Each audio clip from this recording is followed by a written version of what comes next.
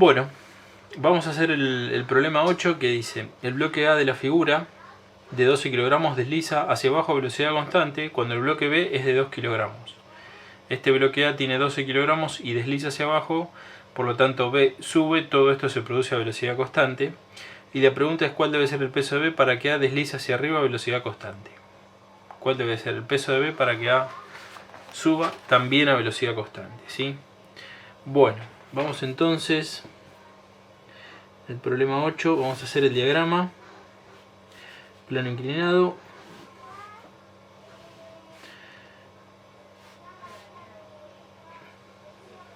Un plano inclinado de 30 grados.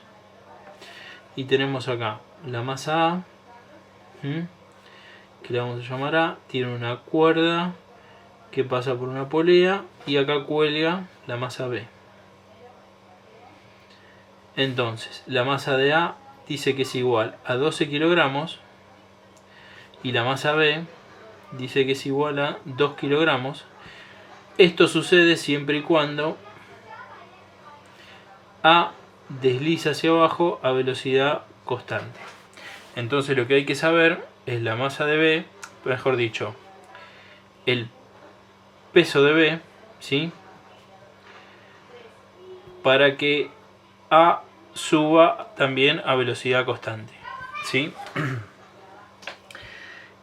Vamos a hacer unas consideraciones acá sobre la polea. Esta polea la vamos a considerar nosotros ideal y de la misma forma que la cuerda, ¿sí? Vamos a considerar que no tienen masa, que la cuerda tampoco se estira, que la polea no tiene momento de inercia. Por ahora vamos a considerar eso. Vamos entonces a considerar, entendiendo ya el problema, a la masa A como una partícula en este punto y a la masa B como una partícula en este punto, y vamos a poner los vectores que tenemos, ¿sí? En primer lugar, el vector que siempre tenemos al estar estas dos masas dentro del campo gravitatorio es el peso. Entonces vamos a tener acá un peso de A y acá vamos a tener el peso de B, ¿sí? Hasta ahí tenemos el peso. Después, ¿qué más tenemos? A está sobre una superficie. A está sobre una superficie. Está apoyado sobre una superficie. Entonces la superficie, ¿cómo le va a responder? Y la superficie le va a responder con una fuerza normal que se llama perpendicular a la superficie de apoyo, que va a ser esta. Le vamos a poner normal de A, ¿sí? Ahora, ¿el cuerpo B también tiene normal? No, porque no está apoyado sobre ninguna superficie. El cuerpo B está colgando, por lo tanto no hay ninguna superficie que lo impida que se caiga. Lo que le impide que se caiga es esa cuerda, con lo cual esa cuerda le está haciendo una fuerza que sobre la cuerda nosotros comúnmente la llamamos tensión, ¿sí? Vamos acá. Entonces acá le vamos a poner así. Este es fuerte. Tensión de B. Tensión, perdón. Y acá también vamos a tener así una tensión así para arriba. La pregunta es cómo nos damos cuenta de, o lo que suele surgir es cómo nos damos cuenta del sentido de las tensiones. El análisis para ver cómo es el sentido de las tensiones, lo más fácil es cortar la cuerda. Es decir, si este problema está problema está andando, le metemos una tijera acá y cortamos acá. ¿Qué pasa si cortamos para acá? Este cuerpo va a deslizar hacia abajo y acelerado. Ahora vamos a ver por qué. Con lo cual hay alguien que está impidiendo que esto baje acelerado. Bueno, una de esas que impide que baje acelerado es esta tensión. Con lo cual, si esta cuerda no estuviese, esto cae y esta no existe. Por lo tanto, la cuerda le está haciendo al objeto una fuerza hacia arriba para que el objeto no deslice acelerado, ¿sí? A consecuencia de que existe este B. Ahora, ¿dónde se encuentra la reacción de la tensión? Esta fuerza está en el bloque, por lo tanto la reacción de esta se encuentra en la cuerda, ¿sí? No la vamos a dibujar. Este diagrama cuerpo libre, diagrama de cuerpo libre, no dibujamos las reacciones en este caso, ¿sí? Vamos a repasarlas igual. ¿Dónde está la reacción de esta normal A? En la superficie. ¿Dónde está la reacción del peso? En la tierra, ¿sí? Al igual que esta. Acá la tensión también. Esta tensión, que es la que hace que B no caiga debido a su peso, la acción, digamos, se encuentra en el cuerpo B y la reacción de esta se encuentra en la cuerda, ¿sí? Si yo lo dibujo separado sería T' hacia abajo y acá también T' hacia abajo. ¿Por qué estas dos tensiones nosotros las pusimos que son iguales? por la consideración que hicimos al principio. La polea y la cuerda son ideales, ¿sí? Por eso estas dos tensiones se pueden considerar iguales. Iguales me refiero en el módulo, ¿no? El mismo sentido para esta tensión, si le ponemos una tijera acá, si la cortamos, este bloque cae hacia abajo, por lo tanto la tensión le está haciendo una fuerza hacia arriba para que este cuerpo no descienda. Ahora tenemos este diagrama de cuerpo libre y nosotros, o el problema mejor dicho, dice que A baja hacia abajo a velocidad constante. Si baja hacia abajo a velocidad constante, ¿y qué pasaría si entre estas dos superficies, es decir, entre la masa A y el plano inclinado, no existiese roce? Si no hubiese roce entre estos dos, esto no bajaría a velocidad constante. ¿Por qué? Porque la masa de A es de 12 y la masa de B es de 2 kilogramos. Por lo tanto, A tendría que...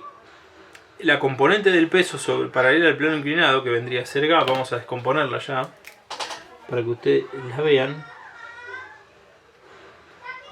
Vamos a ponerla esta y esta, por ahora no le vamos a poner los subíndices para no mezclar el dibujo, porque todavía no puse el marco de referencia. Esta componente es mayor que esta.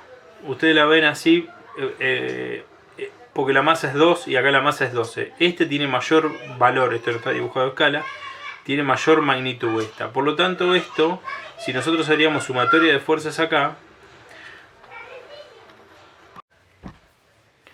esta componente del peso paralela al plano inclinado y sentido hacia abajo es mayor que el peso de B. Por lo tanto la sumatoria de fuerzas acá sobre un eje paralelo al plano inclinado, que todavía no le pusimos ningún nombre, va a ser mayor que 0 esa sumatoria, porque esta es más grande que esta. Por lo tanto, este cuerpo no se encuentra en equilibrio, por lo tanto no viajaría a velocidad constante, sino que viajaría acelerado. Eso nos permite decir que existe acá otra fuerza más que hace que esa sumatoria sea igual a 0. ¿Y cuál es esa otra fuerza que existe que me hace que la sumatoria de todas las fuerzas acá sea igual a 0? Una fuerza de roce que existe entre el bloque y el plano. ¿Y qué sentido tiene esa fuerza de roce? Siempre la fuerza de roce se opone al deslizamiento del cuerpo. El cuerpo se desliza hacia abajo, entonces la fuerza de roce, ¿para dónde va? La fuerza de roce también va hacia arriba, en este sentido, ¿sí? Fuerza de roce, vamos a ponerle dinámica. ¿Por qué dinámica? Porque esto ya se está moviendo y a velocidad constante. Yo la dibujé paralela acá. En realidad son colineales, ¿sí? Con la tensión, pero solo para poder distinguirlas las hice paralelas y distanciadas un poquitito. Entonces, ahora sí podemos decir que esto puede bajar a velocidad constante. Si esta no estuviese, esto es imposible que baje a velocidad constante. Esto bajaría y acelerado, ¿sí? Bueno, entonces, hasta ahí tenemos el diagrama de cuerpo libre, ¿sí? Ahora bien, vamos a establecer un marco de referencia y sobre ese marco de referencia vamos a escribir las ecuaciones que componen este movimiento. ¿Cuál es la posición más adecuada y el lugar más adecuado para poner el marco de referencia? Lo más lógico sería, o lo más fácil, es ponerla siempre un eje que sea paralelo al plano inclinado. Por lo tanto vamos a llamar, a ver si tengo otro. Bueno, vamos a llamar un eje acá. Este eje lo vamos a llamar como X, positivo para este lado, y este eje lo vamos a llamar así, y también positivo hacia arriba. Por lo tanto, este va a ser el eje paralelo al plano inclinado, va a ser mi eje X, ¿sí? Este va a ser mi eje X. Y un eje perpendicular al plano inclinado va a ser mi eje Y. Yo consideré positivo hacia arriba y positivo hacia arriba el paralelo al plano inclinado. Si bien acá este movimiento tiene este sentido, lo más lógico y lo que conviene hacer siempre, que yo no lo hice en este caso, pero ya está, ya lo escribí, es considerar positivo el sentido del movimiento. Es decir, el eje X, lo más normal y lo que correspondería hacer es considerarlo positivo hacia el otro lado, hacia el sentido del movimiento. Para el caso, en este caso que va hacia velocidad constante, no me va a interferir en nada. Distinto es el caso cuando tenemos un cuerpo que viaja acelerado, ahí sí hay que poner el sentido positivo al sentido del movimiento del cuerpo, ¿sí? Pero bueno, eso ya va a ser en otro problema. Vamos a establecer entonces las ecuaciones. Siempre hay que hacerlo cuerpo por cuerpo. Establezco las ecuaciones para el cuerpo A. Vamos a ponerlas acá para el cuerpo A y acá para el cuerpo B, ¿sí? Vamos a sumar, en primer caso, la sumatoria de fuerzas sobre el eje X del cuerpo A. ¿Qué fuerzas tengo en el eje X? Y miro el eje X paralelo y tengo primero la tensión positiva porque va hacia arriba, más la fuerza de roce dinámica que también va hacia arriba, menos, y acá tengo esta, que como esta la escribimos pero no le pusimos el subíndice porque todavía no habíamos establecido el marco de referencia. Esta se va a llamar peso de A en el eje X y esta se va a llamar peso de A en el eje Y. Y esto es así, o considero el peso en con esta dirección o considero sus dos componentes, ¿sí? No puedo considerar las tres, pues si no estuviese duplicando el peso en A, serían dos veces este vector, ¿sí? O considero estas dos o considero esta, nunca las tres al mismo tiempo. Menos el peso de A en X, que va hacia abajo, por lo tanto es negativo, igual a ¿cuánto? Igual a 0, porque este cuerpo se encuentra en equilibrio, ¿sí? Al moverse a velocidad constante, verifica las condiciones de equilibrio, es o está en reposo o se está moviendo a velocidad constante. Se está moviendo a velocidad constante, entonces verifica la condición de equilibrio. Y la sumatoria de fuerzas en el eje Y, ¿cómo sería?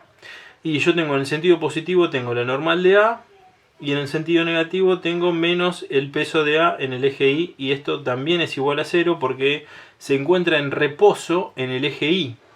No hay movimiento en este sentido, solo hay movimiento en este sentido. Por lo tanto, en el eje Y se encuentra en reposo. Igualmente verifica la condición de equilibrio. En el cuerpo B, ¿qué tenemos la tensión en este sentido? Esto está sobre el eje X, sobre el eje Y. Bueno, acá la condición, o lo más, digamos, que nos beneficia en el desarrollo de las ecuaciones es hacer deslizar el marco de referencia sobre la cuerda y hacerlo pasar por la polea sin mover de ningún modo los dos ejes ortogonales, ¿sí? ¿Qué quiero decir con esto? Vamos a hacer cuenta que mi pulgar es el eje X y mi índice es el eje Y. Yo lo muevo por la cuerda, sube hasta la polea. ¿En la polea qué hace? Acuérdense que este era mi X. Cuando pasa por la polea, baja, por lo tanto mi eje X ahora es este, ¿sí? Está en forma vertical, ¿sí? Entonces ahora el peso en B y la tensión me quedaron sobre el eje X, ¿sí? Si la cuerda siguiera su recorrido por otra polea, esto bajaría, pasaría por otra polea, ¿sí? Sigo el movimiento del eje sin, obviamente, mover esta ortogonalidad. Sin moverla, lo hago pasar por todas las poleas y cuerdas que existan, ¿sí? Entonces, ¿cómo quedaría? El eje X sigue siendo entonces la sumatoria de fuerzas en el eje X va a ser igual a el peso de B, que es positivo. Acuérdense, mi pulgar era el X, era positivo y sigue siendo positivo. Peso de B menos tensión igual a 0 newton y sumatoria de fuerzas en Y, no hay ninguna fuerza en Y, por lo tanto es igual a 0, ¿sí? Bien, ahí tenemos las cuatro ecuaciones que rigen el problema. Bueno, ahora la condición es, tenemos las ecuaciones, es qué es lo que tenemos que calcular. Digamos, la pregunta es cuál es el peso de B para que A suba a velocidad constante. Hay un dato que para establecer las ecuaciones que esto suba a velocidad constante, es decir, cambie este sentido, hay un dato que no tenemos que es la fuerza de roce dinámica. ¿Por qué está la fuerza de roce dinámica? Lo dije en el principio, es porque este cuerpo ya se está deslizando, supera la estática, no sabemos cómo, pero la supera, y ya el cuerpo, digamos, el problema lo encontramos como que esto ya está bajando a velocidad constante. No nos ocupemos de cómo inició el movimiento, esto ya está bajando a velocidad constante. Pero cuando esto suba a velocidad constante, también va a existir la fuerza de rozamiento entre el bloque A y el plano inclinado.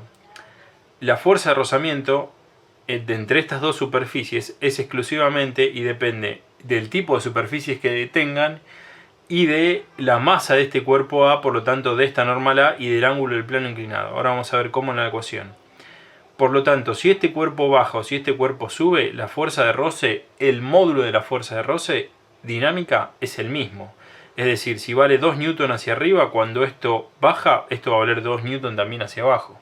Por lo tanto, lo que nos interesa a nosotros ahora es calcular este valor de la fuerza de roce para luego establecer las ecuaciones cuando B baja y A sube y establecer esa misma fuerza de roce, y ahí la incógnita se transforma en el peso de B. Eso es un poco lo que tenemos que hacer, es decir, encontrar con estas ecuaciones cuánto vale la fuerza de roce dinámica, ¿sí? Para ello vamos a ver lo que la tenemos en esta ecuación. Bueno, ahí. Vamos en esta ecuación, vamos a despejarla, a ver cómo nos queda. Yo la tengo de este lado, voy a pasar la tensión y el peso en X al otro miembro. Entonces me queda que la fuerza de roce dinámica va a ser igual a el peso de A en X, lo tengo negativo, pasa a positivo. Peso de A en el eje X menos la tensión. Y ahí me quedó, nada más. Bueno, el peso de A en X lo tengo como, no es una incógnita porque tengo el peso de A y tengo el ángulo. Esto por trigonometría sale el peso de A en X. Y la tensión no la tengo acá, pero sí la tengo en esta ecuación. Si yo me voy a esta ecuación y la despejo, me queda que la tensión, mejor dicho, el peso de B es igual a la tensión. Está negativo, pasa negativo, y el peso de B lo tengo. Entonces vamos a reemplazar. La fuerza de roce dinámica va a ser igual a el peso de A en X. El peso de A en X, ¿cómo es? Bueno, si este ángulo que yo tengo acá es 30 grados, que de hecho lo es, ¿sí? Eso se hace... vamos a hacer un dibujo más grande por única vez. Vamos a hacerlo acá. Ustedes tienen el plano inclinado así. Y acá tienen el eje X. Acá tienen el peso de A, ¿sí? Acá tienen la componente así proyectada, PAI, y acá está así proyectada, PAX, ¿sí? Si este ángulo es 30 grados, ¿sí? Vamos a mirar este triangulito solo. Este triangulito solo. Este y este, ¿sí? Si este ángulo es 30 grados y este ángulo es 90 grados, ¿sí? ¿Cuánto será este ángulo que yo tengo acá? Toda la suma de los ángulos internos en todo triángulo siempre es 180. Entonces, este ángulo que yo tengo acá es 60 grados. Entonces, este ángulo de acá arriba también tiene 60 grados, porque fíjense, estas son dos rectas paralelas cortadas por una transversal. Estos se llaman ángulos correspondientes, son aquellos ángulos, ¿se acuerdan? Cuando tienen dos rectas cortadas por una paralela, los alternos internos, estos dos que vendrían a ser lo que se llaman correspondientes, después están los alternos externos. Bueno, esa serie de triángulos, por eso podemos decir que estos dos son iguales, ¿sí? Eso se llaman los ángulos correspondientes cuando dos paralelas es cortada por una transversal. Mejor dicho, no en forma perpendicular, ¿no? Cualquier dirección. Por lo tanto, si esto es 60 grados y yo acá tengo entre esta y esta tengo 90, este ángulo de acá es 30 grados, ¿sí? Y esto tómenlo como, digamos, como regla, que siempre el ángulo del plano inclinado, estos 30 grados, siempre se repite y está entre la vertical del peso y la componente Y, si nosotros llamamos generalmente el marco de referencia de la misma forma que lo llamamos en este problema siempre. El ángulo del plano inclinado siempre se repite entre la vertical del peso y la componente Y del peso, ¿sí? Entonces, volviendo al problema. PAX vendría a ser PAX. ¿Cuál es Esta sería PAX, que sería igual a esta, ¿sí? En este triángulo, este cateto de este ángulo, que es el opuesto. Entonces PAX es PA por el seno de 30 grados, ¿sí? Por ser ya hacen acá seno, cateto opuesto sobre hipotenusa, despejan, bueno, da PA por el seno de 30 grados. menos la tensión, y la tensión era igual al peso de B. Peso de B, ¿sí? ¿Y esto que es igual? Siempre el peso es la masa por la gravedad. Vamos a desarrollar el peso de esa manera. Vamos a sacar como factor común gravedad, entonces me queda masa de A por el seno de 30 grados menos masa de B, ¿sí? Y ahí no puedo hacer más nada. Vamos a calcularla entonces. Fuerza de roce dinámica va a ser igual a 9,8 metros sobre segundos al cuadrado por la masa de A, que era 12 kilogramos, por el seno de 30 es un medio, menos la masa de B, que es 2 kilogramos. Y esto me queda, fuerza de roce dinámica es igual a 9,8 metros sobre segundos al cuadrado por 6 menos 2, 4. Puse el paréntesis de más. Y esto da 39. No sé. ¿Y la calcu? Acá. 9,8 por 4, 39,2 newton. Fíjense que me dio kilogramo metro sobre segundo cuadrado, ¿sí? Newton. Bueno, ahí calculamos la fuerza de roce dinámica. Ahora lo que vamos a hacer es plantear el ejercicio al revés, ¿sí? Vamos a hacerlo igual. Vamos a hacer otro diagrama para plantearlo al revés, pero para que vean qué sucede con las... Vamos a hacer así, para que vean qué sucede con las fuerzas. Vamos a hacer el mismo plano inclinado. Los 30 grados, la masa A,